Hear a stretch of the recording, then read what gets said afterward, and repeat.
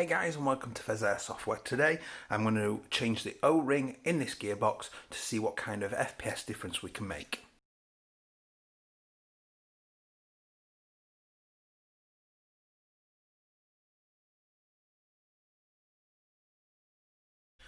So I just want to make a note on safety. Whether I'm disassembling, unboxing, chronoing, whatever it is I'm doing, I always make sure I'm in a completely safe environment. So that means most of my videos I'm always wearing eye protection just to make sure that my eyesight stays safe. Before I do that, I always make sure that there's no ammunition in any of the mags or in the gun itself. I make sure that the mags are unloaded and unwound to make sure that nothing can happen with that.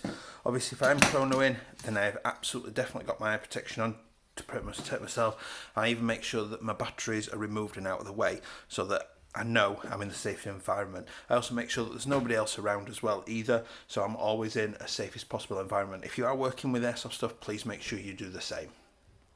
Hi guys, and welcome back. If you do like my content today or any of my content at all, please do like and subscribe because you will be really helping me out.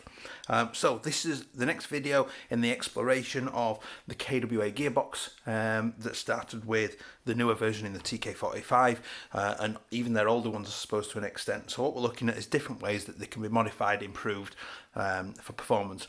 So today what we're going to look at is, as we've seen in previous disassembly videos of the TK, the T6 and things, the air seals in the cylinder are not amazing. So I wanted to do a very short video. I'm not going to show the disassembly because I've done that loads of times.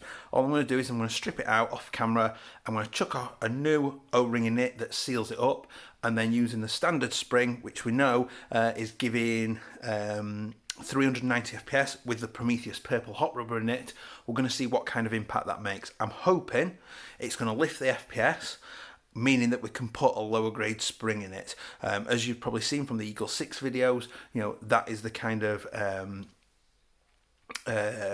downgrade spring that maybe I'm hoping to put in and should get a better FPS. So I'll be back in a couple of minutes.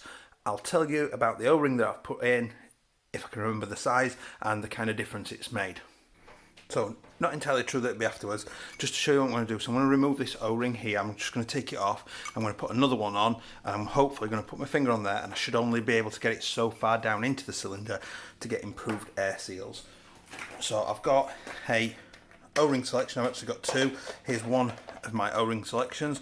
So I'm hoping I can find an O-ring. Obviously it's not going to be any of these super large ones, that's ridiculous, but I'm hoping in one of my two sets I should be able to find an O-ring that's going to fit that perfectly, and we'll take it from there.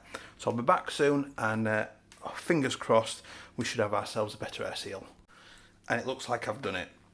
So just to show you, there's the original O-ring. I've put a new, ever so slightly thicker one on. I believe the box is telling me it's an R14. If that means anything to you, particularly if you're a plumber, I'm sure it does.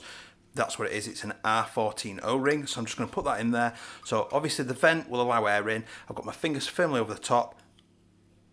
That's as far as I can push it in. You can see it's pushing itself back out as well, which means we've got much better air seals. So I'm going to reassemble this now, and on a stock spring, let's see what kind of FPS we get out of this. So I'm back from the chrono. So the R14 is the one I put in. So it's a 19x265. That's the O-ring that I've put in it. What I can say is it's not changed the FPS. The FPS is, well, it's settled it, shall I say. So it's pretty much absolutely every single shot is either 283 or 383 or 384 FPS. So it's settled it, and that was across 15 shots just to make sure that it was consistent. That's on the stock spring, so that is very solidly consistent. There's no, you know, wild jumping 5-10 FPS either side. So although we're not seeing any increase in FPS, that means the air seals around the air nozzle and probably with the hot rubber itself are not the best in the world, but you are getting a lot better consistency out of it. So, following changing the O-ring in here, what I thought I'd do is just use the springs again just to see what kind of FPS these were giving out. So again, I did sort of 15 shots with 0.2 gram BBs, and on this spring, on the M130 spring, I was getting between 290 and 293 consistently, and I'd say the average was towards the 293. So obviously it settled quite nicely, quite a small range of FPS. Out of the M140, I was getting 305 to 310. So again, quite a small range of FPS variation, so it's much more stable. I'd say sort of, I can't even remember if they do an M150, but an M150, excuse me, would be an ideal one to do. But that's obviously just to confirm, changing the O-ring definitely settles and brings you more consistent FPS. So, after all of that, obviously I've not fully refit it, because the next thing I'm going to do for the next video is I am going to fit a gate Murph in it. Obviously we always talk about fitting gate Titans in here, so I'm going to fit a Murph in it, and I'm going to compare this with a Murph against my own TK45 that's got a Titan in it, just to see, obviously the programming aspect of it puts the Titan country miles ahead, but it's interesting to see what kind of results the Murph will give you out the box on a standard setup for this compared to the Titan. So I hope you found that useful. Please do like and subscribe if you have enjoyed it or found it useful, and I will see you next time. Bye.